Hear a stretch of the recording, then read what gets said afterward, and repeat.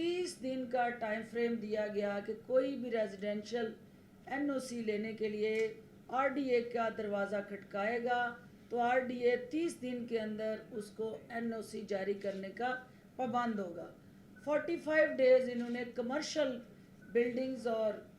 Plazas या कोई भी ऐसा कमर्शियल इनिशिएटिव अगर कोई शख्स एप्लीकेशन लेके आता है तो उसको 45 दिन के अंदर अंदर ये हर हाल में वो एनओसी देने के पाबंद हैं। 60 डेज़ इन्होंने लैंड सब डिवीज़न जो है उसके साथ उसके लिए रखे कि कोई अगर किसी ज़मीन के साथ जुड़ा एक ऐसा इशू जिस पे कोई लैंड इन्वॉल्व है तो उसको सेटल करना है और इनसे उन्होंने राय मांगी है तो वो 60 डेज़ के अंदर अंदर इन्होंने देनी है। 90 डेज़ का बेंच मार्क रख दिया गया हाउसिंग सोसाइटीज़ के लिए कि अगर कोई हाउसिंग सोसाइटी जो है वो लीगल है, लेजिटिमेट है,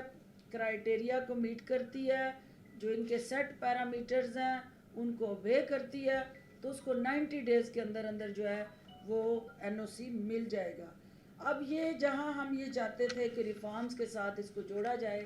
तो रिफॉर्म्स उस वक्त इफ़ेक्टिव होती हैं जब उसको डिजिटलाइज किया जाए, जब उसके साथ लेटेस्ट टेक्नोलॉजी को इंगेज किया जाए और उस टेक्नोलॉजी के ज़रिए जो है ह्यूमन टच जो है उसको कम से कम किया जाए और पेपरलेस रजीम की तरफ जाया जाए। तो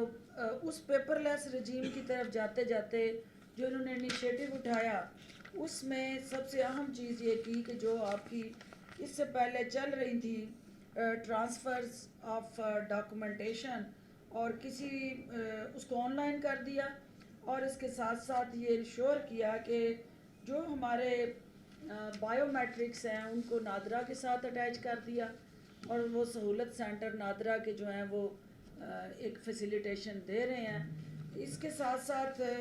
जो मुझे भी खुशी हुई जान के कि वज़ीर आज़म इमरान खान बार बार ये बात कहते हैं कि मैंने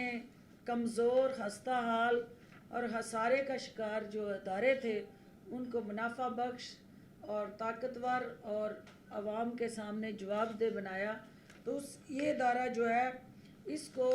259 का टारगेट दिया गया था, 259 मिलियंस का, और इन्हें पिछले साल इन्होंने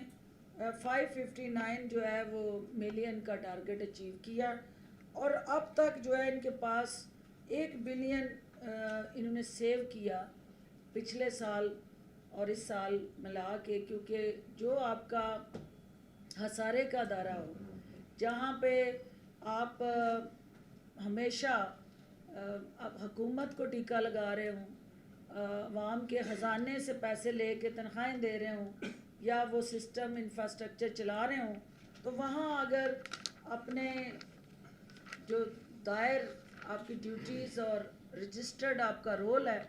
अगर आप वो अदा करते हैं तो फिर वो अदारे जो हैं 1 बिलियन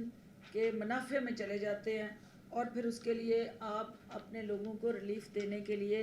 प्लान करते हैं। और मुझे ये जान के खुशी हुई कि ये अफोर्डेबल हाउसिंग स्कीम के लिए प्लान कर रहे हैं कि हमारे पिसे हुए तबके,